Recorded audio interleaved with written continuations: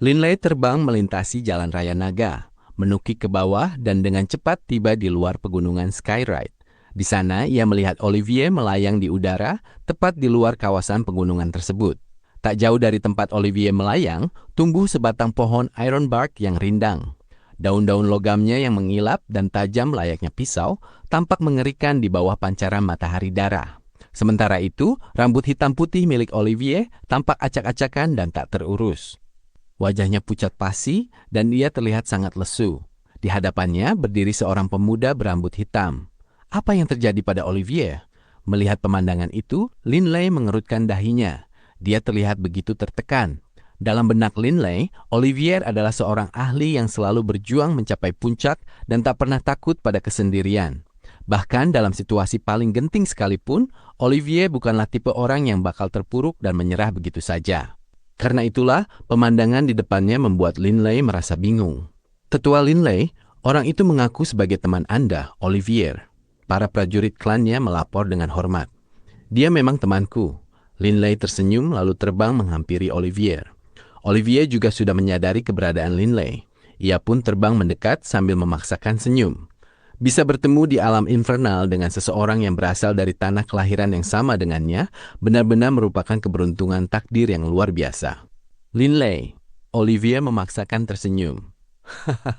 Olivier, setelah perpisahan kita waktu itu, 1000 tahun sudah berlalu tanpa sekalipun kita berjumpa kembali. Linley tertawa, lalu menatap pemuda di samping Olivier. Oh, Olivier, siapa pemuda di sampingmu itu? Linley menyadari ada aura yang cukup mengerikan terpancar dari dahi pemuda itu, dan ia tampak sangat dingin serta tanpa emosi. Olivier memegang tangan pemuda itu, lalu menoleh memandang Linley. Ini putraku, Deya, jawabnya. Putramu? Linley sedikit terkejut. Olivier ternyata sudah menikah? Padahal selama ini Olivier selalu mengejar kesempurnaan dan tak pernah memiliki seorang istri. Paman Linley. Pemuda dingin bernama Deya itu membungkuk sedikit saat berbicara. Bagus sekali. Linley tertawa dan mengangguk, lalu berkata, Olivier, jangan cuma berdiri di situ. Ayo, mampirlah ke rumahku. Kita bisa mengobrol santai di sana. Sudah bertahun-tahun aku tidak melihatmu. Kau bahkan sudah punya anak dan juga sudah menjadi dewa tingkat tinggi. Bagus sekali. Linley tertawa sambil berbicara, lalu terbang beriringan dengan Olivier menuju tempat tinggalnya. Tak lama kemudian, mereka tiba di kediaman Linley. Tetua, para penjaga di depan gerbang kediaman membungkuk memberi hormat. Mata mereka dipenuhi rasa kagum. Banyak prajurit yang bersedia menjadi penjaga kediaman Linley. Menjadi penjaga seorang dewa tingkat tinggi Paragon, ini adalah hal yang sangat membanggakan. Deya, masuklah, ucap Linley sambil tertawa pada pemuda dingin itu. Melihat sikap Deya, Linley mendesah dalam hati. Dulu, Olivier juga cukup dingin. Tak kusangka putranya ternyata jauh lebih dingin darinya. Dengan aura mengerikan yang begitu kuat, seolah-olah hendak membunuh seseorang. Namun, Linley paham, Deya bukan bermaksud tidak sopan padanya. Pemuda itu memang sudah seperti ini sejak lahir, sehingga wajar jika wataknya terus terbawa hingga sekarang. Setelah masuk ke dalam kediaman, Olivier, rombongan besar tampak berkumpul di halaman berumput, dan Bebe yang sedang mengobrol dengan yang lain berseru kaget saat melihat Olivier. Olivier, lama tak jumpa. Reynolds tertawa sambil berjalan mendekat. Olivier, Wharton dan yang lainnya turut berjalan menghampiri dan menyapa. Dulu Olivier pernah tinggal di Kastil Dragonblood cukup lama, sehingga ia sangat mengenal orang-orang yang tinggal di sana. Kalian semua ada di sini? Olivier juga sangat terkejut. Ia hanya bisa terus memaksakan senyum saat menyapa mereka. Kerumunan orang langsung mengelilingi Olivier dan Deya. Linley mengamati hal itu dengan tenang sambil merenung. Olivier sepertinya tampak aneh. Dikerubungi begitu banyak orang, Olivier tak punya pilihan selain melayani obrolan mereka. Ayah! Deya menarik pelan tangan Olivier. Jelas tidak terbiasa berada di tengah kerumunan seperti itu. Sudah semuanya, mari bubar dulu. Lanjutkan obrolannya nanti saja. Olivier baru saja sampai. Biarkan dia istirahat sebentar, ucap Linley sambil tertawa. Kerumunan itu pun perlahan membubarkan diri dan Linley berjalan mendekati Olivier. Ia bertanya dengan suara pelan. Olivier, apa ada masalah yang membebani pikiranmu? Olivier melirik Linley, lalu menggelengkan kepala. Tidak ada, jawabnya. Melihat reaksi tersebut, Linley tidak mencecar lebih jauh. Sambil terkekeh, ia berkata, Kalau begitu, tinggallah di tempatku. Di sini ramai dan lebih menyenangkan. Baiklah, Olivier tersenyum dan mengangguk. Setelah itu, Linley pun pergi. Di sebuah halaman luas yang lengang, Dea duduk di sudut meja batu. Di meja itu terhidang aneka buah dan makanan, dan Dea menyantapnya dalam diam tanpa mengajak siapapun mengobrol. Wharton, Reynolds, dan Olivier duduk berkumpul bersama. Dea memang begitu, dia menyukai ketenangan, ucap Olivier. Itu sih masalah dalam caramu mendidik anak, saud Wharton sambil terkekeh. Olivier memaksakan tawa, namun tidak memperpanjang bahasan itu. Ia tiba-tiba melihat ke sekeliling, lalu bertanya dengan heran, Wharton, Reynolds, waktu pertama kali aku berkunjung ke klan 4 binatang ilahi, bukankah rombongan Linley tinggal di ngarai besar itu? Tapi pada kunjungan kali ini, aku melihat tempat tinggal Linley sekarang sangat luas, mewah dan megah, benar-benar mencolok. Apa yang sebenarnya terjadi? Kediaman seseorang selalu mencerminkan kedudukannya. Tentu saja Olivier merasa heran mengapa ada orang yang bisa memiliki kediaman seluas itu di dalam lingkungan klan 4 binatang ilahi. Kau tidak pernah bertemu dengan saudara ketigaku selama lebih dari 1000 tahun. Tapi sepanjang 1000 tahun terakhir, kekuatan saudara ketiga melonjak jauh lebih cepat dibandingkan sebelum-sebelumnya. Reynolds tertawa. Oh? Olivier sangat terkejut. Biar aku ceritakan. Reynolds tertawa lalu mulai menjelaskan. Mari kita mulai dari saat klan 4 binatang ilahi terbebas dari krisis. 8 klan besar mengepung klan 4 binatang ilahi dari luar pegunungan. Reynolds membeberkan semuanya, termasuk kejadian di alam kematian, peristiwa di Tartarus, sampai apa yang dilakukan Linley di medan perang alam. Ia menceritakan semuanya sekaligus. Paragon? Mendengar Linley telah menjadi paragon, mata Olivier membelalak lebar. Wharton menimpali. Tentu saja. Dalam perang alam, kakakku bertarung sengit melawan paragon lain bernama Magnus, tepat di tengah koridor sungai Stellar. Di hadapan ribuan prajurit dan banyak komandan, kakakku menendang Magnus hingga terlempar ke ruang kacau. Hei Olivier, mau kemana? Olivier yang mendengar hal itu mendadak bangkit berdiri dan bergegas pergi. Aneh sekali, apa yang terjadi dengannya? Reynolds tak mengerti. Olivier berjalan cepat menghampiri Bebe, lalu bertanya dengan cemas. Bebe, di mana bosmu? Bebe terkekeh sambil menunjuk ke kejauhan. Dia ada di sana, di dalam bangunan itu. Terima kasih. Olivier segera melesat secepat kilat hingga langsung tiba di depan bangunan tersebut. Bebe yang kebingungan mengerutkan dahi. Bos ada di sana, jaraknya cuma beberapa ratus meter. Kenapa harus pakai kekuatan ilahi untuk terbang? Jalan kaki juga cuma butuh beberapa detik. Kenapa buru-buru begitu? Olivier mendorong pintu ruang kerja bangunan itu lalu melangkah masuk.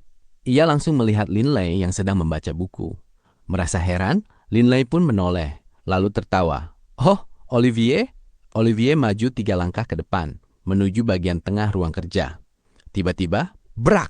Olivier berlutut, kedua lututnya membentur keras lantai batu. Wajah Olivier terlihat begitu bersungguh-sungguh, dan matanya dipenuhi tatapan memohon. Linley, kau harus menolongku. Bangun, cepat bangun! Linley benar-benar terkejut melihat tindakan Olivier. Dengan lambaian tangan, ia menyalurkan gelombang kekuatan ilahi bumi berbalut kehendak untuk mengangkat tubuh Olivier. Olivier menatap lurus ke arah Linley, yang dengan cepat berkata, "Jangan seperti ini. Kalau ada masalah, katakan saja padaku. Aku pasti akan membantumu." Linley beranjak dari balik meja baca, bergegas melangkah ke hadapan Olivier, lalu menarik temannya itu untuk duduk di kursi terdekat. Linley pun ikut duduk. "Sebenarnya apa yang terjadi? Ceritakan padaku." Sejak awal bertemu hari ini, Linley sudah tahu bahwa situasi Olivier tampak buruk. Tapi karena Olivier tidak mau membicarakannya, Linley pun tak bisa berbuat apa-apa. Olivier tersenyum pahit saat berbicara. Linley, dulu ketika aku meninggalkan Dylan dan yang lainnya untuk berpetualang sendirian, aku memang berhasil menerobos. Klon ilahi cahayaku mencapai ranah dewa tingkat tinggi. Lalu saat menjalankan misi iblis, aku bertemu Diana. Diana juga seorang pengelana tunggal yang mengambil banyak misi. Selama misi berbahaya itu, hubungan kami berdua menjadi semakin dekat, hingga akhirnya aku dan Diana menjadi suami istri. Linley mengangguk pelan.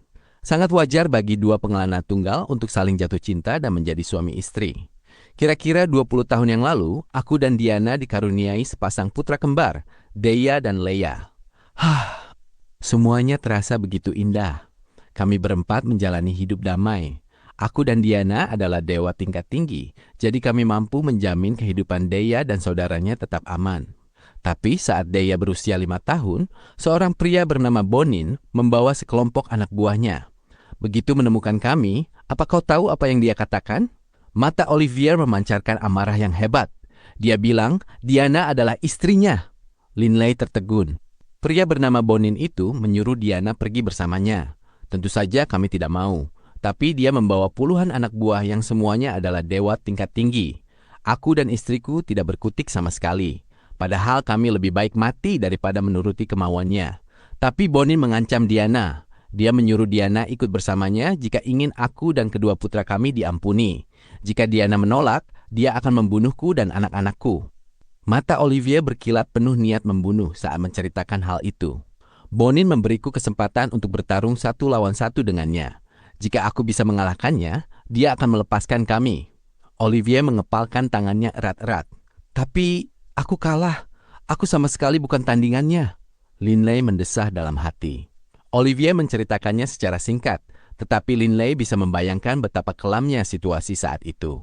Seorang lelaki yang bahkan tak mampu melindungi istri dan anaknya, serta harus menyaksikan keluarganya direnggut orang lain, rasa sakit dan kepedihan semacam itu sungguh tak terbayangkan. Demi menyelamatkan aku dan kedua putra kami, Diana akhirnya terpaksa pergi bersamanya. Air mata Olivier mulai menetes. Di dunia ini memang banyak ketidakadilan. Seandainya Olivier seorang ahli puncak, ia bisa membunuh musuh itu dengan mudah. Namun, ia bukan ahli puncak. Atau setidaknya, belum untuk saat ini. Karena itulah, ia hanya bisa pasrah melihat wanitanya dibawa pergi oleh orang lain. Tapi Diana salah, ucap Olivier penuh amarah. Bonin itu benar-benar bajingan. Dia tidak pernah berniat membiarkan aku dan anak-anakku hidup. Setelah membawa Diana pergi, dia malah mengirim orang untuk membunuh kami. Raut wajah Linley sontak berubah. Perbuatan Bonin sungguh sangat keji. Olivier tertawa dingin. Yang tidak Bonin ketahui, begitu dia membawa Diana pergi, aku langsung kabur membawa anak-anakku, lalu mulai memadukan percikan ilahi dewa tingkat tinggi elemen kegelapan. Saat itu, klon ilahi cahaya milik Olivier sudah mencapai ranah dewa tingkat tinggi, sedangkan klon ilahi kegelapannya masih berada di ranah dewa tingkat menengah. Tentu saja, ia sebenarnya sudah memahami 5 misteri mendalam dan hanya kurang 1 misteri terakhir. Jika ia berlatih secara normal, hanya dalam hitungan beberapa abad lagi, Olivier pasti bisa menerobos ranah tersebut dengan usahanya sendiri. Namun, ia tak bisa menunggu lebih lama lagi. Olivier harus membalas dendam. Lagi pula, ia adalah seorang pemilik jiwa bermutasi. Meskipun ia memadukan 1 percikan ilahi, klon ilahi satunya diperoleh dari hasil terobosan mandiri. Dengan jiwa yang bermutasi, ia masih punya peluang untuk memadukan misteri mendalam di masa depan. Karena Olivier sudah memahami 5 misteri, proses pemaduan dengan percikan ilahi berjalan sangat cepat. Hanya dalam beberapa bulan singkat, ia telah berhasil. Tapi, orang-orang itu berhasil melacak keberadaanku. Mereka memburuku dan anak-anakku. Saat itu, aku sudah memadukan percikan ilahi tersebut. Dengan menggunakan perpaduan 2 kekuatan ilahi, serta 2 misteri mendalam yang sudah kupadukan sejak lama, aku membantai mereka. Kuhabisi mereka semua. Olivier menggeram. Bahkan sebelum menjadi dewa, Olivier sudah menyadari adanya kecocokan antara hukum cahaya dan hukum kegelapan, serta telah memadukan masing-masing 1 misteri mendalam dari kedua hukum tersebut. Beberapa abad yang lalu, Olivier telah berhasil melakukannya. Setelah memadukan percikan ilahi, Olivier mampu memadukan 2 jenis energi dan misteri mendalam dari hukum yang berbeda. Kekuatan Olivier melonjak drastis, hingga setara dengan seorang iblis bintang 7. Olivier melanjutkan dengan nada pahit. Tapi, meski aku berhasil membantai mereka semua, jumlah mereka terlalu banyak. Aku harus melindungi kedua putraku pada saat bersamaan. Aku hanya bisa menahan serangan 2 atau 3 orang, tidak semuanya. Jelas sekali pria bernama Bonin itu telah memerintahkan mereka untuk menghabisi aku dan kedua anakku. Dalam pertempuran itu, Leia meninggal.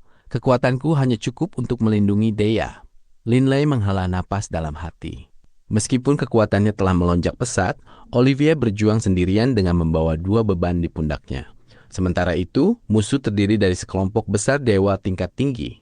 Begitu mereka melancarkan serangan bertubi-tubi, sungguh luar biasa. Olivier bahkan masih mampu menyelamatkan 1 anaknya. Olivier, kau punya waktu beberapa bulan. Kenapa kau tidak membawa anak-anakmu ke kota? Tanya Linley. Seandainya Olivier menitipkan anak-anaknya di dalam kota, bukankah mereka akan aman? Aku tidak punya cukup waktu, sahut Olivier. Aku ingin melakukan itu. Kalau aku berkelana sendirian, aku pasti bisa sampai ke kota tepat waktu. Tapi aku harus membawa mereka berdua. Mereka bahkan belum menjadi dewa, masih sen. Musuh terbang terlalu cepat. Kecepatanku terhambat karena harus menggendong mereka. Ditambah lagi, aku dan Diana tinggal di ngarai yang terpencil. Dengan kekuatan kami, bandit tidak akan berani berbuat ulah. Tapi ngarai itu berjarak lebih dari 1,5 tahun perjalanan dari kota terdekat. Linley kembali menghela napas. Kecepatan Olivier memang terlalu lambat.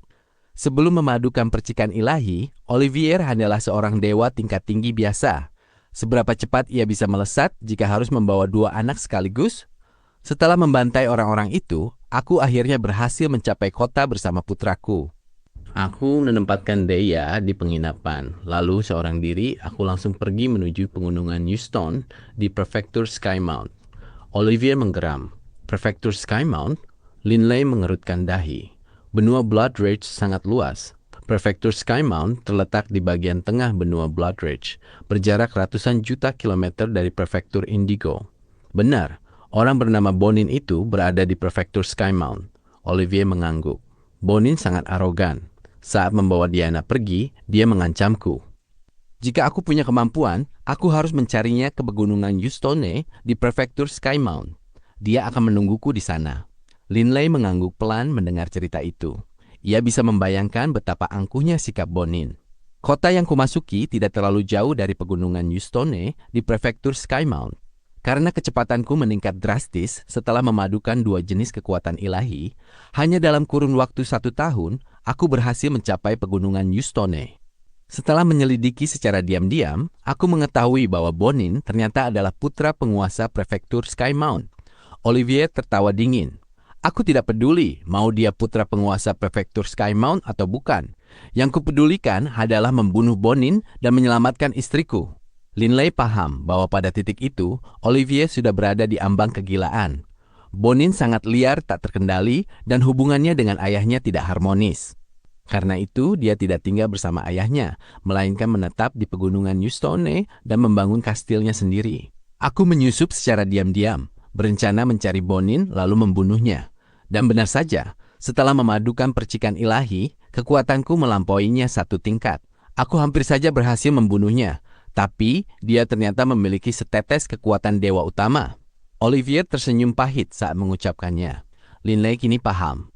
Setetes kekuatan dewa utama itu kemungkinan besar diberikan oleh penguasa prefektur Skymount kepada putranya sebagai penyelamat nyawa dalam keadaan darurat. Setelah menggunakan kekuatan dewa utama, kekuatannya jauh melampauiku. Aku hanya bisa melarikan diri dan saat itu istriku keluar menghalangi Bonin sambil mengancam akan bunuh diri. Bonin terdistraksi, dan di momen itulah aku berhasil lolos. Olivier berkata dengan getir. Setelah kegagalan itu, aku sadar kalau aku tidak akan sanggup membunuhnya seorang diri. Karena itu, aku tak punya pilihan selain menyelinap pergi secara diam-diam.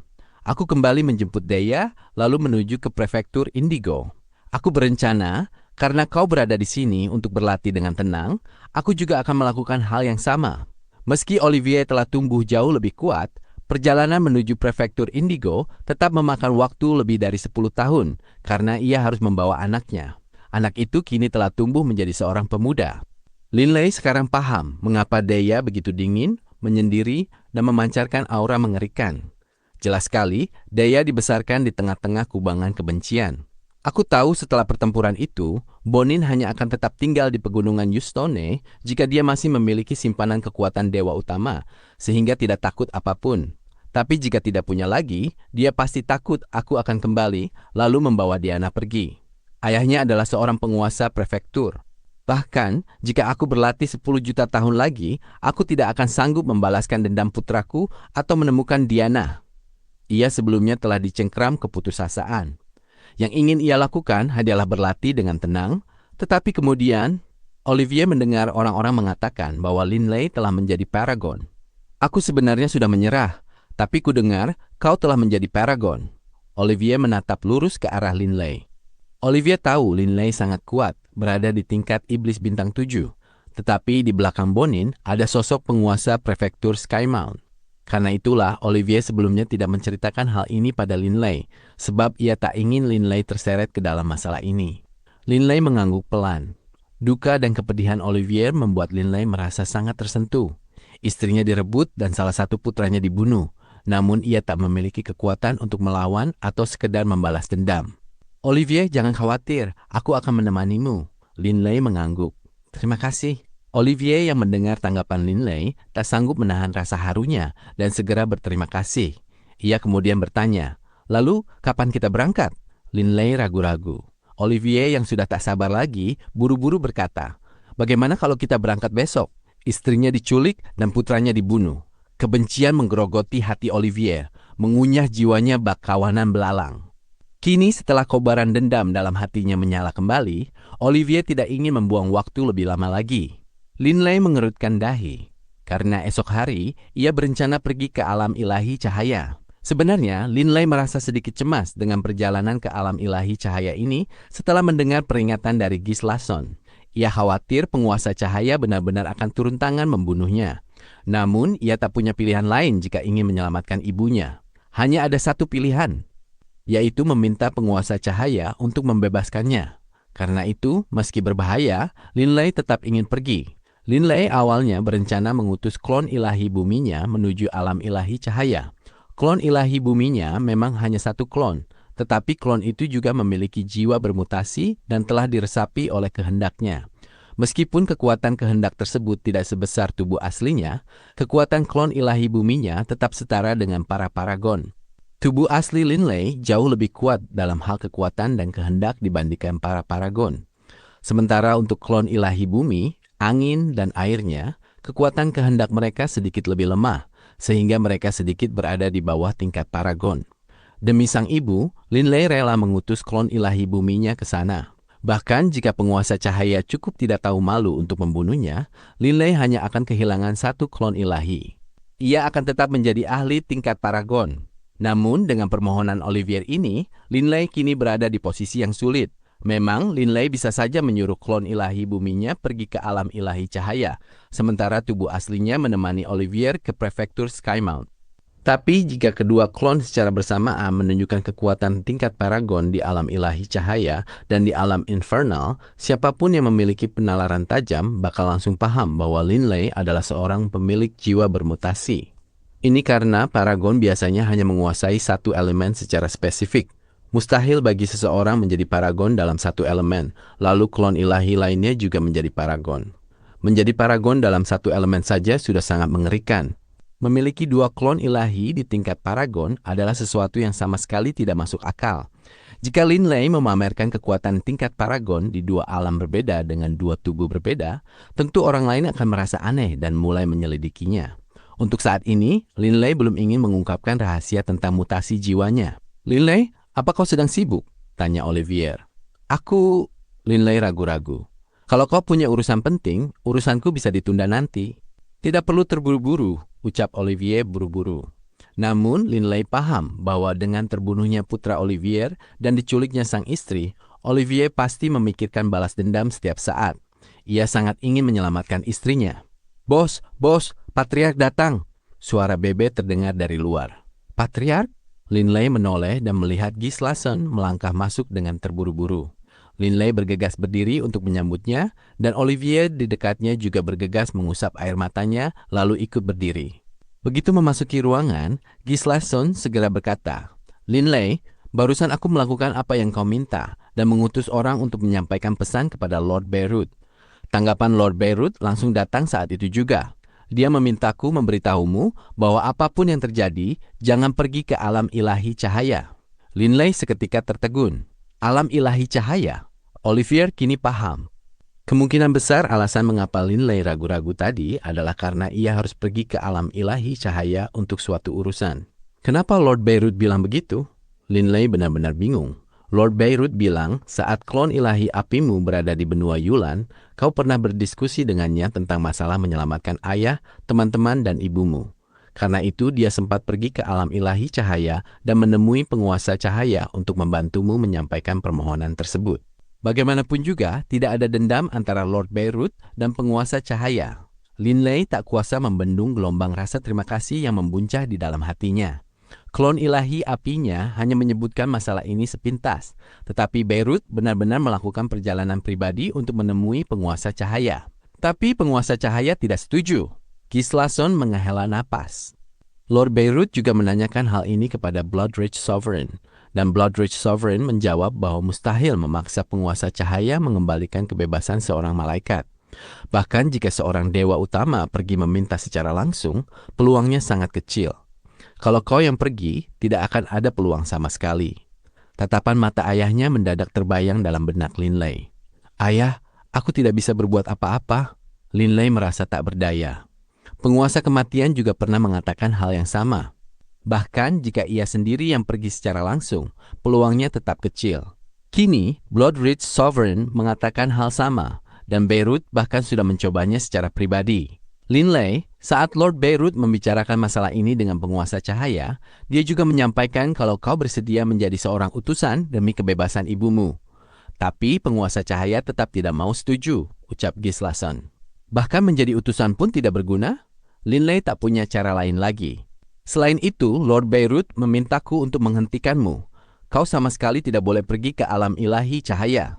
Tidak masalah jika kau tidak pergi, tapi jika kau berhadapan langsung dengan penguasa cahaya, sangat mungkin penguasa cahaya akan langsung membunuhmu. Ini bukan hanya karena masalah antara kau dan klan Augusta. Ada alasan lain juga, ucap Gislason mendesak. Alasan lain? Linley tak bisa memikirkan hal apapun yang pernah ia lakukan hingga menyinggung penguasa cahaya. Apakah karena ia telah melemparkan Magnus ke ruang kacau? Tetapi Magnus adalah seorang paragon, takdir dan utusan dari penguasa takdir, bukan penguasa cahaya. Satu-satunya alasan Magnus memilih membantu Montello adalah karena hubungan dekatnya yang sudah berlangsung lama dengan patriark klan Augusta. Apa alasannya? Tanya Linley. Lord Beirut bilang untuk saat ini alasan tersebut belum bisa dipublikasikan. Itu sebabnya dia tidak memberitahukannya kepada utusan, jawab Gislason. Linley mengangguk. Setelah bertahun-tahun, Linley telah menaruh kepercayaan yang sangat besar pada Beirut. Kalau begitu, untuk saat ini, aku tidak akan pergi ke alam ilahi cahaya, gumam Linley pada dirinya sendiri, lalu berpaling menatap Olivier. Olivier, besok aku akan menemanimu. Kita akan berangkat menuju prefektur Skymount. Raut kaget bercampur bahagia langsung memancar di wajah Olivier. Keesokan harinya, di depan gerbang kediaman Linley. Bos, aku ikut ya. Aku bosan setengah mati di sini. Bebe terkekeh. Linley tidak mampu membujuk Bebe untuk tinggal, sehingga Bebe pun ikut serta. Perjalanan ke prefektur Skymount ini, sejauh yang dipikirkan Linley, tidak memiliki bahaya atau tantangan berarti. Meski menurut desas-desus, penguasa prefektur Skymount cukup kuat, jika dibandingkan dengan seorang paragon, ia masih jauh lebih lemah. Rombongan perjalanan ini terdiri dari Linley, Bebe, Olivier, dan Dea. Dea barulah seorang saint. Meski awalnya tidak berencana membawanya, Dea bersikeras ingin ikut. Bagaimanapun juga, ibunya berada di prefektur Skymount. Karena itulah, Olivier meminta pendapat Linley apakah mereka boleh membawa Dea atau tidak. Dan Linley, dengan penuh percaya diri, mengangguk memberi izin pada Olivier untuk membawa Dea. Ayo berangkat, kita akan tiba di prefektur Skymount dalam waktu kurang dari 1 tahun. Linley tersenyum. Dan tiba-tiba di udara muncul makhluk logam berukuran raksasa berbentuk pedang hitam. Rombongan 4 orang Linley langsung melangkah masuk ke dalamnya. Di bawah kendali Linley, makhluk logam itu membelah angkasa, melesat ke arah timur bagaikan bayangan hitam hingga menghilang di balik cakrawala. Jauh di atas prefektur Skymount, sebuah makhluk logam raksasa berbentuk pedang hitam melayang di angkasa. Linley, Olivier, Bebe dan Dea berdiri di kabin depan makhluk logam tersebut, menatap ke arah pegunungan di depan mereka. Pegunungan Yustoi ada di depan. Mata Olivier berkilau terang. Selama terbang ke sini, Olivier dibuat terperangah oleh kecepatan makhluk logam milik Linley. Hanya dalam waktu 1 tahun singkat, mereka benar-benar telah sampai di prefektur Skymount dari prefektur Indigo. Yang tidak ia ketahui adalah bahwa ketika Linley pergi dari Tartarus di Laut Nether menuju Gunung Abyssal, menempuh jarak puluhan miliar kilometer, ia hanya membutuhkan waktu kurang dari 10 tahun. Gambarkan penampilan Diana padaku, ucap Linley. Olivier mengangguk. Diana sedikit lebih pendek dariku, tingginya kira-kira sebatas alisku. Rambutnya lurus sebahu, berwarna hijau gelap yang nyaris hitam. Dia adalah nyonya di dalam kastil di pegunungan Yustone. Seharusnya tidak sulit untuk menemukannya. Baiklah, Linley mengangguk. Pada saat yang sama, makhluk logam itu menghilang, dan rombongan 4 orang Linley berdiri melayang di udara, dengan Olivier menggandeng tangan putranya, Deya. Tunggu sebentar. Linley menyebarkan indera ilahinya, dalam sekejap menyelimuti hampir separuh kawasan pegunungan Yustone, yang tentu saja mencakup kastil tersebut. Di dalam kastil ada 1.556 orang, sebagian besar pria dan hanya sedikit wanita. Sedangkan untuk seseorang yang digambarkan oleh Olivier, hanya ada satu. Di dalam kastil, di balkon sebuah kamar kecil, seorang wanita sedang menatap ke kejauhan, mengenakan gaun hijau gelap. Dialah nyonya kastil ini, Diana. Leia, anakku, ibu sangat menyesal, gumam Diana. Ada sebersit duka di matanya. Sejak hari itu lebih dari 10 tahun lalu, ketika Olivier menyerang kastil dan memberitahunya tentang kematian Leia, Diana mulai semakin membenci Bonin. Awalnya ia membenci Bonin karena telah memisahkannya dari keluarganya. Namun kini kebenciannya terhadap Bonin menjadi semakin dalam karena pria itu tidak menepati janji, malah menyerang suami dan anak-anaknya hingga menyebabkan Leia tewas. Kenapa semuanya bisa menjadi seperti ini? Kenapa semua ini harus terjadi? Diana memejamkan mata, sementara air mata mengalir membasahi pipinya.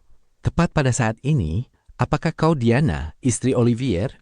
Sebuah suara bergema di dalam pikiran Diana. Ia tersentak, lalu membuka mata. Siapa itu? Diana bergegas melihat sekeliling, tetapi ia tidak melihat satupun orang yang mencurigakan. Kemudian suara itu berlanjut. Jangan khawatir atau curiga. Aku adalah teman Olivier. Dia mengundangku untuk membawamu keluar dari sini. Diana terus menatap sekelilingnya, namun tetap tidak dapat menemukan orang yang mengirimkan pesan tersebut. Ia menenangkan diri, lalu menjawab. Benar, aku Diana, tapi aku tidak bisa pergi. Oh, memangnya kenapa? Tanya Linley. Jika aku pergi, maka penguasa kastil ini, Bonin, pasti akan membunuh Olivier dan putra kami, sahut Diana. Dia tidak akan bisa melakukannya. Suara yang tenang namun mantap itu bergema lagi di pikirannya. Diana hendak mengatakan hal lain, tapi tiba-tiba terdengar suara keributan dari kejauhan. Diana tak urung menatap bingung ke arah sumber keributan di kejauhan.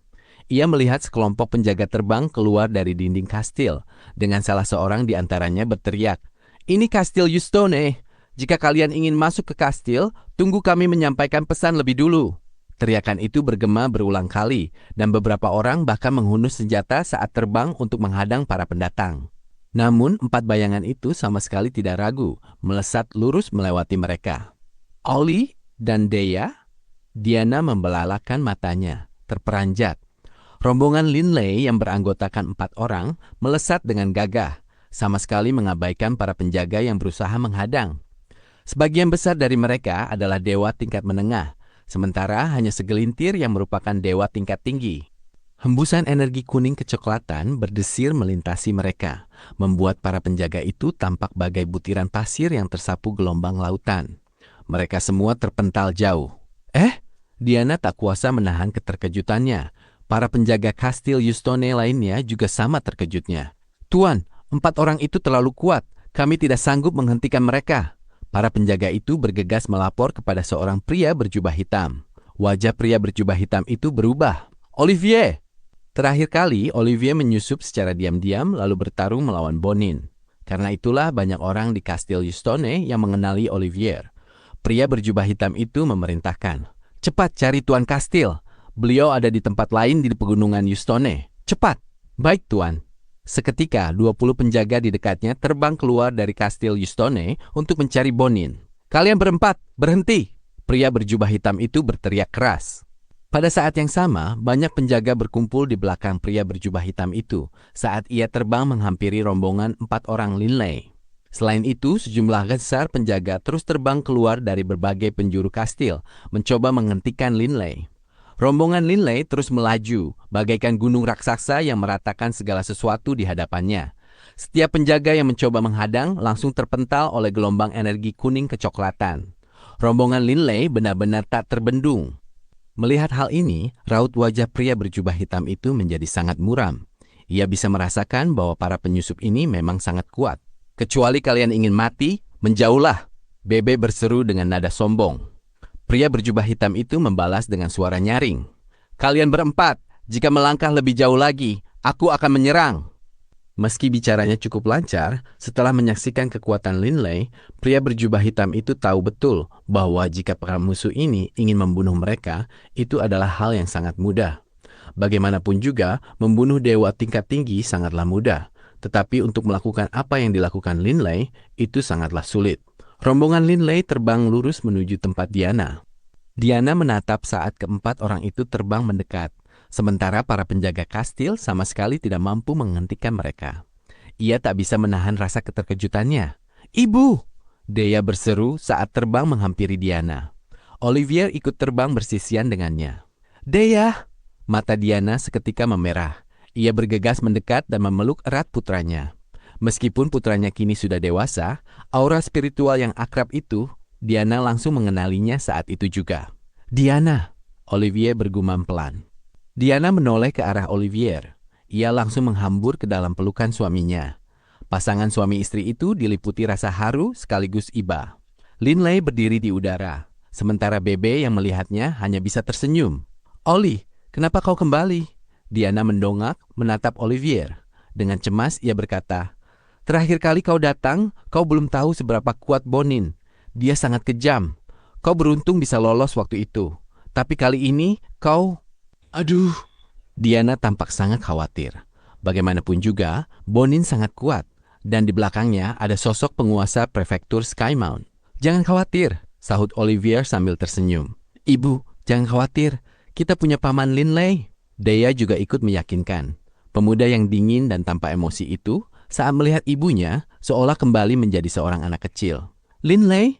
Diana mendongak, menatap Linley dan Bebe di kejauhan dalam kebingungan. "Maksudmu mereka?" tanyanya. "Iya." Olivier tersenyum dan mengangguk. Tapi Bonin memiliki ayah yang sangat mengerikan. Ayahnya bukan hanya penguasa prefektur Skymount, tapi juga seorang utusan dewa utama yang memiliki artefak dewa utama. "Dia sangat kuat," ucap Diana. Alam infernal memiliki 108 penguasa prefektur, tetapi tidak semuanya memiliki artefak dewa utama. Olivier tanpa sadar tertawa saat mengingat betapa kuatnya Linley. Artefak dewa utama, bahkan seorang ahli dengan 3 artefak dewa utama sekalipun bukanlah tandingan seorang paragon. Sang paragon mungkin tidak bisa membunuh orang seperti itu, tetapi tetap bisa melemparkannya ke dalam ruang kacau. "Paman Linley adalah seorang paragon," sahut Dea buru-buru. "Paragon?" Diana mengedipkan matanya, tertegun. Ia benar-benar terpana oleh kata paragon itu. Paragon adalah sosok legendaris yang tak tertandingi di antara para dewa tingkat tinggi. "Diana, di mana bajingan itu?" Mata Olivier memancarkan kilatan ganas saat berbicara. Diana agak ragu-ragu, tetapi ia tetap menjawab. "Dia pergi mengumpulkan bunga Blood Mist. Dia seharusnya masih berada di dalam pegunungan Yustone." "Bunga Blood Mist? Apa itu?" Olivier tidak mengerti. "Tidak ada yang istimewa dari bunga itu. Itu cuma sejenis bunga biasa," jawab Diana. Ia jelas tidak ingin membahasnya. "Lupakan soal itu. Kita harus pergi mencari Bonin. Tapi pegunungan Yustone sangat luas. Bagaimana kita bisa menemukannya?" Indra ilahi milik dewa tingkat tinggi hanya menjangkau sekitar 1000 meter. Mengandalkannya untuk menjelajahi seluruh kawasan pegunungan yang luas ini memang tidak praktis. Linley yang melayang di sana akhirnya angkat bicara. "Olivier, aku sudah menemukan si Bonin itu." Diana, Dea, dan Olivier semuanya menatap Linley dengan terkejut. "Para penjaga kastil sudah menemukan lokasi Bonin." Linley tertawa tenang. Ia telah memperhatikan percakapan antara regu penjaga itu dengan Bonin. Jadi tentu saja ia tahu mana yang Bonin sekarang. Sebenarnya sangat mudah membedakan mana Bonin. Ini karena meskipun ada cukup banyak orang di dalam pegunungan Yustone, Bonin bepergian bersama 10 anak buah yang semuanya adalah dewa tingkat tinggi. Di pegunungan Yustone, kemungkinan besar hanya Bonin seorang yang bisa melakukan hal semacam itu. "Ikuti aku," ucap Linley sambil tertawa tenang. Olivier segera memimpin Diana dan Dea untuk mengikutinya saat Linley dan Bebe terbang keluar dari kastil. Sedangkan untuk para pelayan dan penjaga kastil, yang bisa mereka lakukan adalah menyaksikan sang nyonya kastil pergi. Mereka tidak bisa berbuat apa-apa. Di wilayah terpisah di pegunungan Yustone, Bonin adalah seorang pria berbadan tegap, dengan punggung sekokoh harimau dan pinggang sepadat beruang. Tingginya hampir 2 meter dan wajahnya cukup tampan. Ia memiliki alis hitam tebal dan sepasang mata yang tajam penuh energi. Saat ini, Bonin sedang memegang sekuntun bunga di tangannya. Bunga ini tampak agak samar, sementara pada saat yang sama memiliki sedikit warna merah yang berputar di sekelilingnya. Bunga blood mist adalah jenis bunga yang sangat indah. Tapi tentu saja, bunga ini tidak memiliki kegunaan praktis selain untuk dinikmati keindahannya. Apa katamu? Wajah Bonin berubah. Lord pria bernama Olivier itu kembali, dan dia membawa seseorang, ucap penjaga itu terburu-buru. Orang yang dibawanya sangat kuat. Semua penjaga itu tidak bisa menghentikannya. Kami hanya bisa menyaksikan saat dia menerobos masuk ke dalam kastil. Atas perintah Tuan, kami datang untuk memberitahu Anda. Bajingan! Kilatan ganas muncul di mata Bonin. Dasar sampah tidak berguna. Aku sudah mengampuni nyawanya terakhir kali. Bukannya tahu diri dan pergi jauh-jauh, dia malah benar-benar kembali. Ikuti aku, perintah Bonin. Baik, Lord. Pemimpin penjaga pribadi Bonin, seorang pria beralis putih yang tampak kejam, buru-buru berkata, terakhir kali Olivier melihat kekuatan Anda, tapi kali ini dia berani kembali. Jelas sekali dia sudah bersiap untuk menghadapi Anda. Para penjaga tadi juga bilang kalau gabungan seluruh penjaga kastil pun tidak sanggup menghentikan mereka. Kekuatan orang ini kemungkinan besar setara dengan seorang penguasa prefektur. Jika Anda pergi ke sana, mungkin akan berbahaya. Bonin seketika berhenti melangkah. Ia mengepalkan tangannya dan tangkai bunga blood mist di tangannya hancur. Masa aku harus berdiam diri saja menyaksikan seseorang membawa istriku pergi? Bonin menggeram. Tuan, nyawa Anda lebih penting. Sedangkan untuk Nyonya, mari kita temui penguasa prefektur lalu memikirkan caranya, desak penjaga itu. Namun tepat pada saat ini, jangan coba membujuknya, itu sudah terlambat. Sebuah suara tenang bergema di dalam pikiran semua orang. Wajah Bonin berubah drastis, dan ia mendongak menatap ke kejauhan. 5 bayangan terbang mendekat dengan kecepatan tinggi. Bonin seketika mengenali Diana dan Olivier. Diana dan Olivier saat ini sedang bergandengan tangan, tampak sangat mesra. Melihat ini, Bonin tak sanggup menahan letupan amarahnya. Wajahnya memerah dan matanya mulai membara saat ia menunjuk ke udara dan melolong. Olivier, lepaskan istriku! Istrimu? Olivier begitu murka hingga matanya dipenuhi kilatan yang tak kalah ganas. Nana! Bonin meraung penuh amarah. Selama bertahun-tahun ini, apakah aku pernah bersikap tidak sopan sedikit saja padamu? Kenapa kau selalu seperti ini? Aku selalu menuruti apapun yang kau inginkan, dan aku selalu memberikan apapun yang kau minta. Kau ingin melihat bunga blood mist, jadi aku secara pribadi memimpin orang-orangku menjelajahi seluruh kawasan pegunungan untuk mencari bunga blood mist. Tapi kau, Diana tertegun, tetapi kemudian ia menjawab dengan suara dingin. Bonin, aku adalah istri Olivier, bukan istrimu. Lagi pula, kau mengirim orang untuk membunuh Leia. Apa kau pikir aku bisa memaafkanmu setelah kejadian itu? Tapi kau dan aku menikah lebih dulu, raung Bonin penuh amarah. Diana menggelengkan kepalanya, tidak berkata apa-apa lagi. Bonin menundukkan kepalanya, menatap bunga blood mist tersebut. Ia telah menjelajahi seluruh kawasan pegunungan untuk mencari bunga ini, semata-mata karena ingin membujuk Diana dan membuatnya bahagia. Ketika akhirnya menemukan bunga ini, ia sangat ingin membawanya pulang dan melihat senyum istrinya. Dasar wanita. Bonin mulai tertawa karena rasa murka yang luar biasa.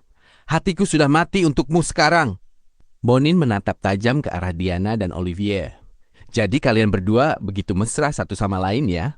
Kalau begitu, aku akan membuat kalian berdua mati bersama. Tubuh Bonin mulai memancarkan aura hitam yang pekat. Aura energi hitam berputar di sekeliling Bonin, membuatnya tampak seperti iblis yang ganas. Bonin tiba-tiba melompat ke depan, dan tanah di bawahnya seketika terbelah. Batu dan pasir berterbangan kemana-mana, sementara Bonin sendiri menerjang ke depan secepat kilat menuju kelompok Linley. Sebuah tombak panjang hitam muncul di tangan Bonin, dan ia menghujamkannya ke depan. Mata Bonin memerah, dipenuhi dengan niat membunuh. Adamantine heavy sword muncul di tangan Linley. Aura kuning kecoklatan berputar di sekelilingnya, dan dengan santai, Linley mengayunkannya ke arah Bonin. Meskipun gerakannya tampak lambat, kecepatan Adamantine heavy sword sebenarnya beberapa kali lebih cepat daripada tombak panjang itu, dan pedang tersebut menghantam tubuh Bonin secara langsung. Bonin terhempas keras ke bawah, menghantam gunung berbatu dan menghancurkannya. Tidak mungkin! Bonin menatap Linley, tertegun. Tapi kemudian, ia melemparkan tombak panjangnya dengan kejam. Riak transparan melesat dari tombak panjang itu menuju Linley. Dari tengah dahi Linley, riak Void Wave Sword yang sangat kecil melesat, tanpa kesulitan menghancurkan serangan riak tombak transparan itu. Namun, karena Void Wave Sword tersebut terlalu kecil, setelah menghancurkan riak tombak transparan itu, pedang tersebut ikut hancur. Bebe yang berada di dekatnya menatap bingung ke arah Linley. Jiwa bos sangat kuat. Saat dia menggunakan energi spiritualnya sendiri, efeknya 10 kali lipat lebih kuat daripada saat dia menggunakan kekuatan dewa utama. Ketika diresapi dengan kehendaknya, meskipun mungkin agak lemah dalam hal misteri mendalam, serangan jiwa bos tidak jauh lebih lemah dari orang-orang seperti Magnus. Untuk membunuh orang seperti Bonin adalah hal yang sangat mudah. Lalu mengapa bos sengaja mengampuninya? Bebe telah bersama Linley terlalu lama. Ia tahu persis seberapa kuat Linley. Jika riak Void Wave Sword itu sedikit lebih besar, serangan tersebut pasti sudah membunuh Bonin. Tapi Linley memilih untuk tidak melakukannya. Gawat! Para pengawal itu semuanya menjadi sangat tegang. Namun, mereka jelas terlalu lemah. Mereka bahkan tidak bisa bersaing melawan Bonin, apalagi menantang Linley. Melihat situasi tersebut, Bonin mulai tertawa terbahak-bahak. Pantas saja, pantas saja. Jadi kalian berdua pezina berhasil mengundang ahli yang begitu kuat untuk membantu. Kemungkinan besar, bahkan di antara ahli tingkat penguasa prefektur, orang ini akan menempati peringkat yang cukup tinggi. Jika kau ingin membunuhku, maka bunuh saja. Mati di tangan ahli sepertimu tidaklah memalukan. Bonin justru berhenti bertarung. Linley cukup terkejut. Namun begitu kata-kata Bonin terlontar, ia tiba-tiba masuk ke dalam tanah. Melarikan diri begitu cepat sehingga Linley pun agak terkejut. Ini karena kecepatan Bonin justru lebih cepat daripada kecepatan serangannya barusan. Dalam hati Linley memuji. Orang ini kelihatannya sudah mengamuk, tapi dia sebenarnya cukup cerdik. Linley tidak terburu-buru, melainkan hanya turun. Kaki kirinya memijak tanah dengan keras. Gelombang riak yang tak terlihat menyebar melalui tanah. Bonin yang saat ini sedang melarikan diri dengan kecepatan tinggi di bawah tanah tidak mampu menghindar sama sekali. Riak tak terlihat ini menjadi semakin besar sampai akhirnya menghantamnya. Tubuh Bonin gemetar dan ia memuntahkan seteguk darah segar. Linley sendiri menghilang, lalu muncul kembali tepat di samping Bonin. Itu adalah teknik penjelajah dunia. Kau tidak akan bisa melarikan diri. Linley merentangkan tangannya, mencengkeram bahu Bonin, lalu menerjang ke atas. Bonin mengarahkan tombak panjangnya untuk menusuk dada Linley. Sebuah riak menyebar dari tubuh Linley. Tusukan tombak itu tidak melukainya sama sekali. Bagaimana mungkin? Wajah Bonin berubah drastis. Ia masih seorang iblis bintang 6 dan seseorang yang menggunakan kekuatan dewa utama. Linley tidak menggunakan zirah jenis apapun. Namun, pertahanan yang ia bentuk dari kekuatan ilahi bumi saja mampu menahan serangan itu. Ini terlalu mengerikan. Bahkan ayahmu pun tidak akan bisa melukaiku, apalagi kau. Linley memberikan tatapan tenang kepada Bonin sambil menyeretnya ke atas. Pertahanan yang diresapi dengan kehendak memang cukup menakutkan. Bahkan Linley tidak mampu membunuh Magnus. Dari sini, seseorang bisa membayangkan seberapa kuat pertahanan semacam itu. Siapa dia sebenarnya? Bonin kini benar-benar tertegun. Kekuatan semacam ini terlalu menakutkan. Ia tak lagi memiliki pikiran untuk melawan. Linley melemparkan Bonin, membuatnya melayang menuju Olivier dan Diana. Bonin yang tadinya merasa patah semangat, seketika kembali marah begitu melihat Olivier dan Diana. Ia bangkit berdiri dan ingin menyerang lagi. Melihat ini, Linley mengernyit. Ia merentangkan tangannya dan dengan cepat, 108 sinar cahaya kuning kecoklatan melesat keluar, mengelilingi dan menjebak Bonin di dalamnya. Sebuah penjara berbentuk bola terbentuk, dengan Bonin terhimpit di dalamnya. Bonin meraung ganas, ingin memecahkannya hingga hancur. Tidak ada gunanya, ucap Linley dengan tenang. Kau adalah iblis bintang 6. Bahkan dengan menggunakan kekuatan dewa utama, kau tidak akan mampu meloloskan diri. Awalnya, teknik ini hanya memiliki efek kompresi, tetapi Linley telah mengubahnya dan memadukannya dengan teknik Blackstone Prison miliknya. Penjara berbentuk bola itu, selain memiliki efek kompresi yang kuat, juga menciptakan kurungan energi yang sangat tangguh. Tak ada cara bagi seseorang untuk meloloskan diri. Jadi hari seperti ini datang juga untukmu, Bonin.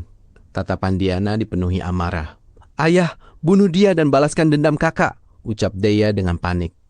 Sudut mata Olivier bergetar, Dan ia berjalan dengan marah menuju Bonin. Bonin yang terjebak di dalam kurungan mulai meraung. "Diana, apakah aku pernah memperlakukanmu dengan buruk? Apapun yang kau inginkan, aku berikan padamu. Apapun yang tidak kau sukai dariku, aku ubah. Demi membuatmu bahagia, aku rela menundukkan kepala dan berlutut kepada ayahku, serta meminta meminjam uang darinya agar aku bisa membeli apapun yang kau inginkan." "Diana, kenapa kau mengkhianatiku?" Diana hanya menatapnya dengan dingin. "Kau meninggalkanku, dan aku mencari ke seluruh alam infernal untuk menemukanmu." Benua Bloodridge ini adalah tempat yang sangat besar, dan pada saat aku menemukanmu, aku melihat kalau kau ternyata sudah menikah dengan sampah tak berguna bernama Olivier ini, dan kau bahkan punya anak dengannya. Bonin begitu marah hingga ia tertawa. "Meski begitu, aku tidak membunuhmu. Aku membawamu kembali ke rumah, dan aku mencoba membujukmu untuk kembali padaku, untuk mengubah pikiranmu. Tapi, inikah balasanmu?" Bonin berada dalam keadaan yang benar-benar mengamuk sekarang. "Dulu saat kita menikah, apakah aku memaksamu? Kau menikahiku dengan sukarela." Hati Bonin didera kemarahan yang meluap-luap. Diana menatap Bonin dengan geram. "Bonin, aku memang pernah setuju menikah denganmu. Tapi apa yang kau lakukan? Kau terus saja terpikat pada wanita lain dan bahkan membawa mereka pulang.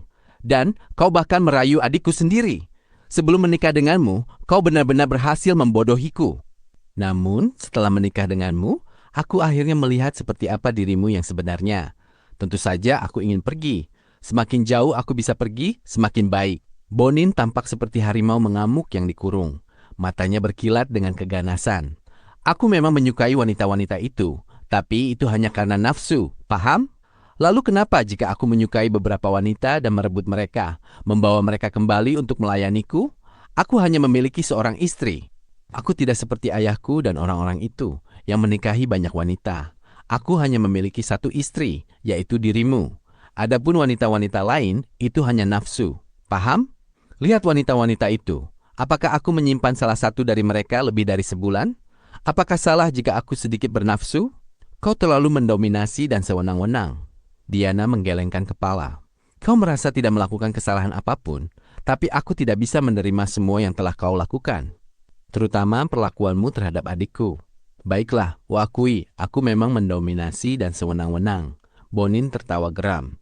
"Tapi setelah kali ini kubawa kau kembali, aku tidak menyentuh wanita lain lagi, bukan?" "Sudah terlambat," Diana berkata dingin. "Hanya karena kali ini kau tidak menyentuh wanita lain, bukan berarti semua yang kau lakukan di masa lalu bisa dianggap tidak pernah terjadi. Aku sudah melihat siapa dirimu sebenarnya, dan yang paling membuatku marah, ketika aku setuju untuk kembali bersamamu, kau berjanji akan mengampuni Oli dan kedua anakku. Tapi apa kenyataannya?" Bonin tertawa terbahak-bahak. Sorot buas terpancar dari matanya. "Mengampuni mereka? Wanitaku bersama pria lain bahkan memiliki anak dengannya. Katakan padaku, apa mungkin kubiarkan pria itu tetap hidup dan membiarkan kedua anak haram itu tetap hidup? Tidak seorang pun boleh menyentuh apa yang menjadi milikku. Jika ada yang berani melakukannya, akan kupastikan dia mati." Aura hitam yang menyelimuti tubuh Bonin telah lenyap. Kekuatan dewa utamanya sudah habis digunakan. Linley meniadakan bagian penjara dari tekniknya, menyisakan hanya kekuatan penekan. Kekuatan penekan murni ini saja sudah cukup untuk membelenggu Bonin. Olivier melangkah maju dengan dingin. "Bonin, kau telah membunuh putraku. Hari ini kau akan membayar dengan nyawamu." Olivier tidak membuang waktu dengan kata-kata. Pedang es mistis itu langsung muncul di tangannya. "Membunuhku? Bonin mencibir sambil menatap Olivier. "Kalau begitu, kemarilah. Akan kuberitahukan sesuatu padamu, Olivier. Aku, Bonin, selalu memiliki rencana cadangan. Tubuh yang selama ini kusimpan di Kastil Yustone hanyalah salah satu dari beberapa klon ilahiku. Klon ilahiku yang lain bahkan tidak berada di sini. Mereka sedang berlatih dalam pengasingan. Jadi tidak masalah jika kau membunuh salah satunya. Akan tiba harinya ketika kubuat kau mengerti apa akibatnya jika berani membuatku murka." Bonin mengalihkan pandangan kepada Diana. "Wanita jalang, karena kau sudah bertekad meninggalkanku, maka akan kuberitahukan ini kepadamu. Akan tiba harinya ketika aku menghancurkanmu. Aku bersumpah, aku sendiri yang akan menghancurkanmu." Mendengar itu, hati Diana bergetar. Olivier hanya menatap Bonin dengan dingin. Dengan suara tanpa emosi, ia berkata, Jika kau punya nyali, suruh klon-klon ilahimu yang lain datang kemari. Aku akan menunggumu. Baiklah, aku akan mencarimu. Tatapan Bonin tampak buas dan mengerikan. Sementara itu, sorot mata Olivier sedingin pedangnya. Aku akan selalu menantikan kedatanganmu. Tapi hari ini akan kuhancurkan klonmu yang satu ini lebih dulu. Setelah mengucapkan kata-kata itu, Olivier menusukkan pedangnya. Bonin yang berada dalam kondisi tertekan sama sekali tidak mampu melawan. Kenyataannya, tanpa bantuan kekuatan dewa utama, Bonin sama sekali bukan tandingan Olivier. Pedang itu menembus tengkorak Bonin. Tatapan mata Bonin meredup. Ini memang hanya salah satu klon ilahi Bonin. Klon ilahinya yang lain tidak berada di sini. Olivier menyadari melalui indera ilahinya bahwa hanya satu percikan ilahi yang telah dihancurkan. Linley dan Bebe hanya menyaksikan semua itu terjadi.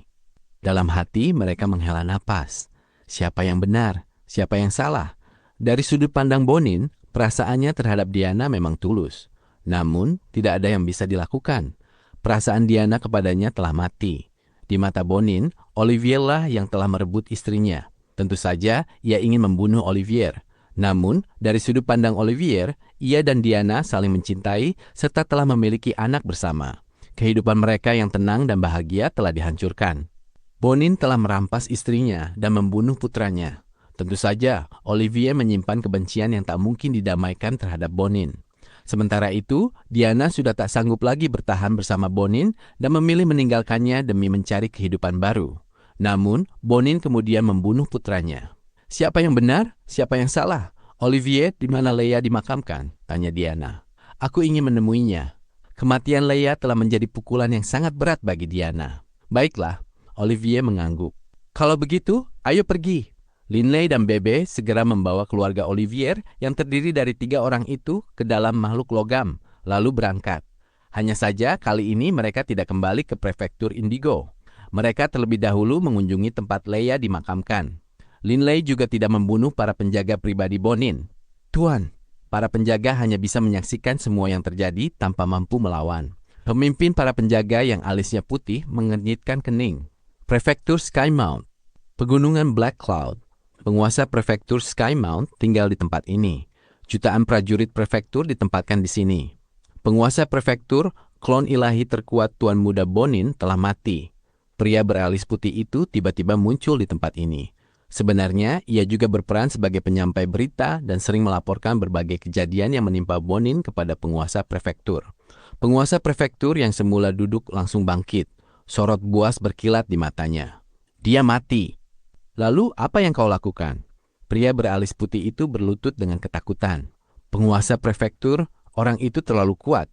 Dalam hal sifat mendominasi dan sewenang-wenang, penguasa prefektur Skymount bahkan lebih mengerikan daripada putranya sendiri. Pria beralis putih itu takut penguasa prefektur akan membunuhnya dalam kemarahannya. Katakan apa yang terjadi. Penguasa prefektur Skymount menggeram. Baik, penguasa prefektur. Pria beralis putih itu mulai menjelaskan semuanya secara terperinci. Ia bahkan memberikan gambaran kasar mengenai pertarungan antara Linley dan Bonin. Semakin mendengar penjelasannya, alis penguasa prefektur semakin berkerut. Setelah pria beralis putih itu selesai berbicara, penguasa prefektur memberikan perintah dengan kening berkerut. Oh, mereka pergi setelah menaiki makhluk logam berbentuk pedang berwarna hitam? Baiklah. Atas perintahku, semua agen intelijen di prefektur Skymount harus mengawasi dengan seksama. Jika ada yang melihat makhluk logam berbentuk pedang berwarna hitam melintas, terutama yang membawa 5 orang di dalamnya, segera laporkan kepadaku. Baik, mendengar itu, pria beralis putih tersebut langsung memahami bahwa penguasa prefektur hendak membalas dendam. Namun, pria beralis putih itu merasa bingung. Setelah mendengar penjelasanku, seharusnya penguasa prefektur sudah memahami betapa mengerikannya kekuatan orang itu. Lalu, mengapa dia masih berani mencari masalah dengannya? Dari pertarungan sebelumnya, pria beralis putih itu dapat memperkirakan bahwa kekuatan pria berambut coklat itu seharusnya termasuk dalam jajaran penguasa prefektur terkuat. Penguasa prefektur Skymount seharusnya tidak yakin dapat mengalahkannya. Setelah pria beralis putih itu pergi, penguasa prefektur Skymount mengibaskan lengan bajunya. Seketika, gelombang kekuatan ilahi kehancuran menyapu keluar dan menutup pintu. Bonin, anak ini terlalu angkuh dan tertutup. Dia tidak pernah mau mendengarkanku. Kau sebenarnya ingin membiarkannya keluar dan berpetualang sebentar. Tapi siapa sangka, aura samar yang mengandung niat membunuh muncul di wajahnya. Klon ilahi terkuat Bonin telah mati. Masa depannya kini tidak menentu. Kau telah membunuh putraku. 1000 tahun yang lalu, aku mungkin hanya bisa membiarkan masalah ini berlalu. Tapi sekarang, aku ingin melihat siapa sebenarnya pelakunya. Penguasa prefektur itu terdiam sejenak, lalu mengangkat tangannya. Sebuah kotak hijau giok muncul di tangannya. Ia membuka kotak itu, di dalamnya terdapat selembar kertas hijau. Di atas kertas tersebut tergeletak sebuah gelang, dan pada gelang itu terpasang 9 manik-manik hijau. Penguasa prefektur Skymount menatap gelang tersebut. Ia menarik napas dalam-dalam, lalu sorot matanya mulai menyala. Sudah waktunya menggunakannya. Penguasa prefektur mengenakan gelang itu di lengan kanannya. Begitu gelang tersebut terpasang, aura yang terpancar dari tubuh penguasa prefektur seolah mengalami perubahan. Penguasa prefektur merenung sejenak, kemudian tubuhnya terbelah menjadi dua. Satu memiliki rambut hitam panjang, sedangkan yang lain memiliki rambut perak panjang. Sosok berambut perak mengambil kotak hijau giok itu, menyimpannya, lalu meninggalkan ruangan melalui pintu. Sementara itu, penguasa prefektur berambut hitam tetap berdiri di dalam ruangan. Begitu aku menggunakan ini, penguasa prefektur berambut hitam mengenyitkan dahi. Seketika, penguasa prefektur berambut perak yang sudah berada di dekat pintu menghentikan langkahnya.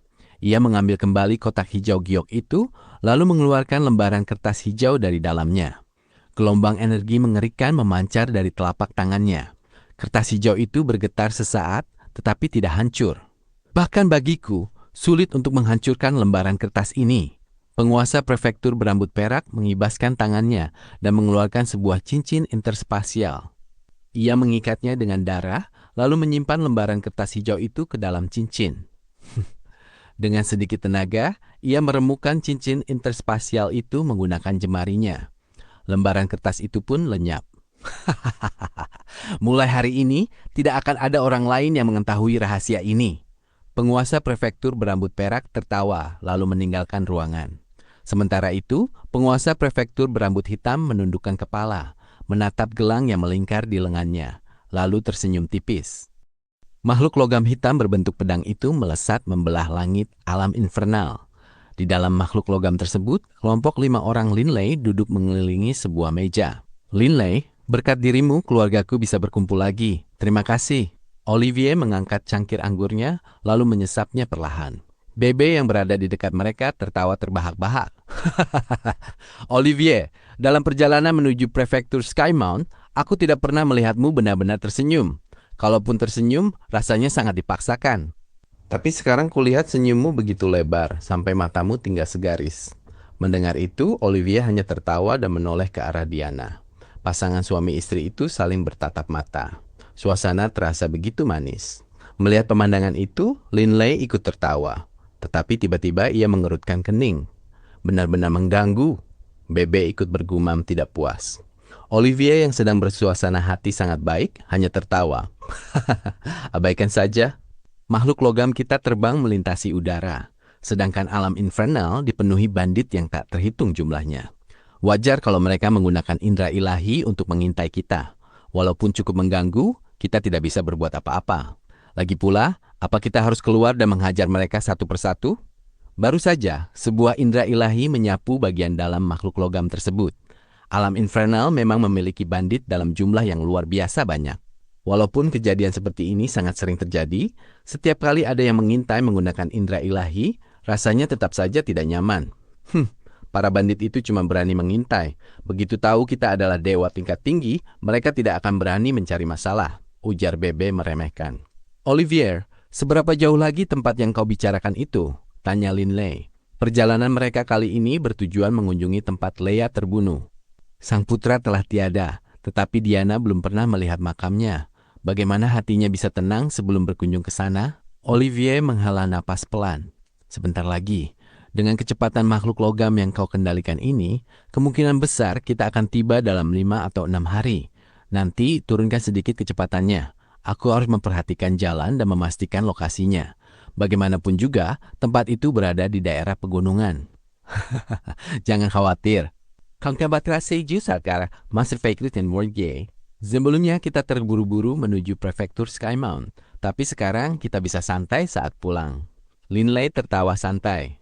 Ia awalnya berencana pergi ke alam ilahi cahaya, tetapi setelah mendengar kabar dari Beirut, ia mengurungkan niat tersebut untuk sementara waktu. Di tengah gugusan pegunungan yang luas tak bertepi, dua sosok berdiri di puncak sebuah gunung. Makhluk logam hitam berbentuk pedang membawa 5 orang, salah satunya Saint. Benar, itu yang baru saja terbang melintas. Salah satu dari mereka, pria berambut pirang pendek, menatap tajam ke arah perginya makhluk logam tersebut. Pemuda berkepala botak di sebelahnya tertawa. Sangat cocok dengan laporan yang dikirimkan regu komunikasi sebelumnya. Hanya saja makhluk logam ini terbang lumayan cepat. Laporan terakhir datang dari jarak puluhan juta kilometer. Belum genap 2 hari berlalu sejak laporan itu dibuat. Rata-rata berarti mereka mampu menempuh jarak sekitar 10 juta kilometer setiap harinya. Kecepatan ini sungguh mencengangkan. Pasalnya, bagi sebagian besar makhluk logam, menempuh jarak 1 juta kilometer saja dalam sehari sudah tergolong luar biasa. Apa yang tidak mereka ketahui adalah, laju 10 juta kilometer sehari ini belum sepenuhnya mengerahkan seluruh kemampuan Linley. Terlebih lagi, makhluk logam ini hanya tipe biasa, bukan tingkat tinggi. Melihat kecepatannya, makhluk logam ini pasti berada di tingkat yang sangat tinggi. Selain itu, pengendalinya juga pasti sangat kuat. Agen intelijen itu menarik kesimpulan. Sambil melacak pergerakan Linley, mereka terus melapor kembali ke markas besar. Markas besar mereka kemudian meneruskan informasi tersebut ke pos-pos terluar lainnya. Perjalanan Linley sedang diawasi. Sebuah makhluk logam hitam tunggal berbentuk sabit melayang di udara di atas sebuah pegunungan. Di dalam makhluk logam tersebut, penguasa prefektur Skymount yang berambut hitam berdiri di bagian depan, menatap dataran di bawahnya menembus logam tembus pandang. 3 orang berdiri dengan hormat di sisinya. Salah satunya adalah pria beralis putih. Berdasarkan perhitunganmu, bukankah kau bilang kelompok ini seharusnya melewati lokasi ini? Ucap penguasa prefektur dengan dingin. Satu dari 3 pria di sisinya, seorang tetua berambut perak, membungkuk sambil berkata, "Penguasa prefektur, berdasarkan proyeksi lintasan kelompok ini, mereka memang seharusnya melewati tempat ini. Terlebih lagi, belum lama ini masuk laporan dari agen intelijen bahwa makhluk logam itu sedang menuju ke arah sini." Penguasa prefektur meliriknya dan berkata, "Tapi aku tidak melihat mereka." Tetua berambut perak itu seketika gemetar ketakutan, lalu buru-buru menunduk hormat. "Penguasa prefektur, tolong jangan khawatir. Kalaupun mereka sedikit mengubah rute penerbangan, dengan banyaknya agen intelijen yang kita miliki, kita pasti akan menemukan mereka." Penguasa prefektur. Tepat pada saat itu, pria beralis putih tiba-tiba angkat bicara. Penguasa prefektur langsung menoleh ke arahnya. Lantas pria beralis putih itu segera membungkuk dan berkata, "Penguasa prefektur, aku tiba-tiba memikirkan sesuatu." "Katakanlah," ucap penguasa prefektur dengan tenang. Penguasa prefektur, dulu Tuan Muda Bonin, mengutus orang untuk mengejar serta membunuh Olivier itu bersama kedua anaknya. Saat itu, para prajurit yang diutus berhasil mencegat Olivier dalam radius beberapa ratus ribu kilometer dari lokasi ini. Dalam pertempuran tersebut, seluruh prajurit tewas, tapi mereka juga berhasil membunuh salah satu anak Olivier. Sekarang, karena Diana dan Olivier telah berkumpul kembali, serta menimbang fakta bahwa Diana belum pernah mengunjungi mendiang putranya, aku rasa, mungkinkah dia sedang menuju ke sana sekarang? Sebenarnya, usai Linley dan Olivier membunuh Bonin, Diana sempat menyuarakan keinginannya untuk mengunjungi tempat putranya dibunuh. Walaupun pria beralis putih dan para penjaga berada cukup jauh dari Diana, mereka masih bisa mendengar perkataannya dengan jelas. Namun pria beralis putih itu juga paham bahwa jika ia langsung memberikan informasi ini kepada penguasa prefektur, lalu mereka pergi ke sana untuk memasang perangkap, ibarat pemburu menunggu kelinci. Dan ternyata kelompok Linley mengubah rencana mereka karena suatu hal, penguasa prefektur yang murka kemungkinan besar akan membunuhnya karena sudah menunggu sia-sia. Tetapi keberaniannya mengutarakan hal ini sekarang berarti ia sedang menawarkan jasa yang sangat besar. Demi kelangsungan nyawanya sendiri, ia harus mengambil langkah ini. Oh, mendengar hal tersebut, penguasa prefektur langsung merasa alasan itu masuk akal. Ketika seorang putra meninggal, wajar saja sang ibu ingin melihatnya sekali lagi. Pemikiran ini sangat logis. Bagus sekali. Penguasa prefektur mengangguk pelan ke arah pria beralis putih itu. "Mari kita pergi ke tempat putra Diana tewas." "Baik, aku akan memandu jalan." sahut pria beralis putih itu dengan penuh hormat. Penguasa prefektur merasa cukup puas dengan kecerdikan pria beralis putih itu. Makhluk logam berbentuk sabit tersebut seketika menembus awan, melesat layaknya pisau angin raksasa menuju lokasi pertempuran Olivier melawan musuh-musuhnya. Gugusan pegunungan tanpa nama ini terbentang sangat luas, dengan puncak serta lembahnya memanjang hingga ke kejauhan.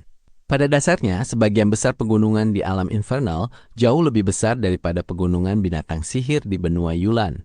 Ditambah lagi jumlah ahlinya jauh melimpah.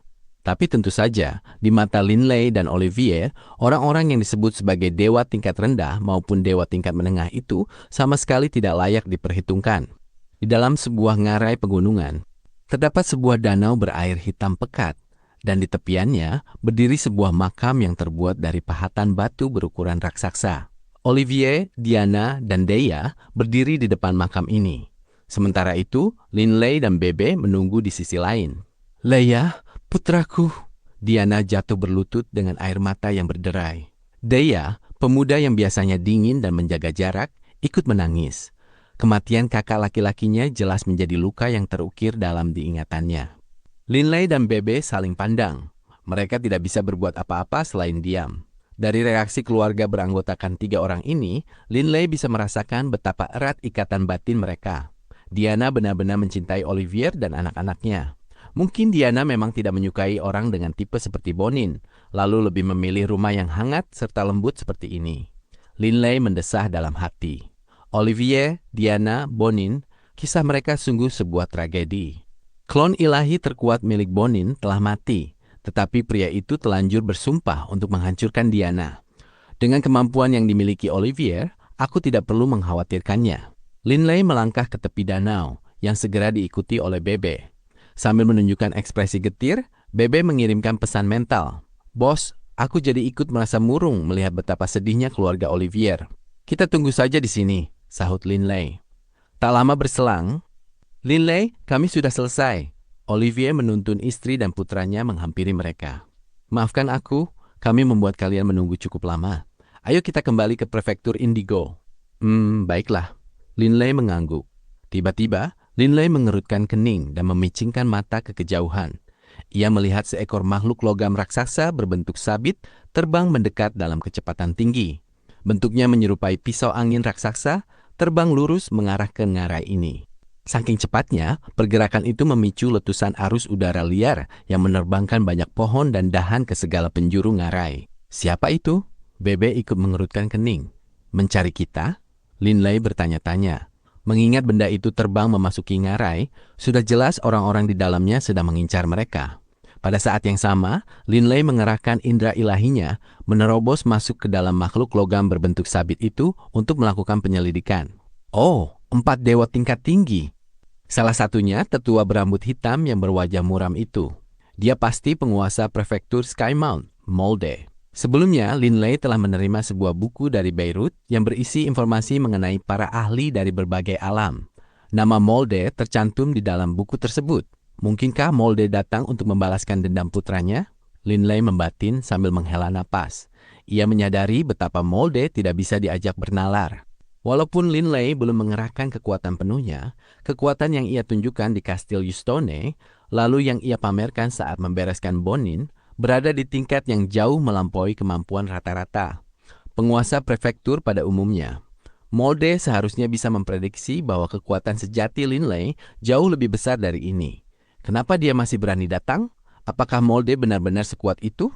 Padahal berdasarkan apa yang Linley ketahui, meski Molde adalah salah satu utusan Bloodridge Sovereign sekaligus memegang sebuah artefak dewa utama, dari segi kekuatan, ia jauh lebih lemah jika dibandingkan dengan tokoh-tokoh seperti Reskem, Hammers, dan sejenisnya. "Linley, ada apa ini?" Olivier berjalan mendekat dengan nada khawatir. "Itu penguasa prefektur Skymount, Molde," bisik Linley. "Tidak perlu cemas," tambahnya. Mendengar hal itu, Diana sempat terperanjat, tetapi ia segera tenang begitu teringat betapa kuatnya Linley. Makhluk logam raksasa yang sedari tadi melayang di ketinggian 10 meter di atas mereka itu mendadak lenyap, menyisakan 4 sosok manusia yang mengambang di udara. Sang pemimpin, tetua berambut hitam, memasang raut wajah dingin dan kaku dengan sorot mata yang setajam belati. Hanya dengan berdiri di sana, ia memancarkan aura layaknya binatang buas raksasa yang sedang menggeram, siap menerkam kapan saja. Pada lengan kanannya, ia mengenakan sebuah gelang yang dihiasi 9 mutiara hijau. Memakai gelang? Linley jarang sekali melihat orang mengenakan gelang. Lagi pula, ketika para ahli bertarung, mereka biasanya akan mengenakan sejenis zirah, sehingga gelang tidak akan banyak berguna. Akan tetapi, memang ada sebagian kecil orang yang masih mengenakannya, entah karena mengikuti tradisi leluhur, gaya khas daerah setempat, atau hanya karena menyukainya. Singkatnya, Linley sempat sedikit heran, tetapi kemudian tidak memikirkannya lebih lanjut. Molde menyapu kelompok Linley dengan tatapan dinginnya. Ia tampak layaknya seekor singa perkasa yang sedang memandangi 5 ekor domba kecil. Pria beralis putih di belakang Molde membungkuk hormat, lalu berkata, "Penguasa prefektur, dari kelima orang itu, pria berambut panjang hitam putih itu adalah Olivier. Dialah yang membunuh Tuan Muda Bonin. Tapi orang terkuat di kelompok itu adalah pria berambut coklat. Dialah yang mengikat Tuan Muda, sehingga Olivier memiliki kesempatan untuk membunuhnya. Aku tidak tahu siapa namanya." Molde menatap tajam ke arah Olivier sejenak, lalu memalingkan pandangannya untuk memelototi Linley. "Apa kau tahu kalau Bonin adalah putraku?" tanya Molde. "Aku tahu," jawab Linley dengan tenang. Aura Molde memang menakjubkan, tetapi bagi Linley, pria itu hanyalah seekor anjing kecil yang sedang menyalak dan memamerkan taring ke arah sesosok raksasa. "Hei, jadi kau yang namanya Molde?" Bebe mulai tertawa. "Kami baru saja menghajar yang muda. Lalu sekarang yang tua muncul. Bos dan aku mau pulang sekarang. Kalau kau tidak berniat macam-macam, cepat enyah dari sini." Tapi kalau kau mau balas dendam untuk putramu, berhentilah membuang waktu dan segera serang kami. Setelah membereskanmu, kami harus segera pulang. Kami sedang buru-buru. Kurang ajar. Molde hanya memusatkan perhatiannya pada Linley. Ia sama sekali tidak menganggap Bebe. Namun, rentetan ucapan Bebe itu sontak memancing amarahnya. Udara serasa meledak saat Molde melesat santai ke arah Bebe. Tangan kanannya membentuk cakar yang menyayat udara, mencabik-cabik ruang itu sendiri dengan mudahnya. Cakaran itu menderu menembus udara saat menerjang. Linley sedikit mengerutkan kening. Dalam sekejap, sesosok bayangan buram nan samar muncul di hadapan Molde. Kepala Molde ditendang dengan ganas, membuat tubuh pria itu terpental jauh. Ia meluncur layaknya meteor sebelum menabrak dinding gunung yang berjarak puluhan meter dari posisinya. Disertai suara ledakan yang menggelegar, retakan raksasa berbentuk jaring laba-laba terbentuk di dinding gunung tersebut, menyisakan sebuah lubang besar berbentuk tubuh manusia tepat di bagian tengahnya.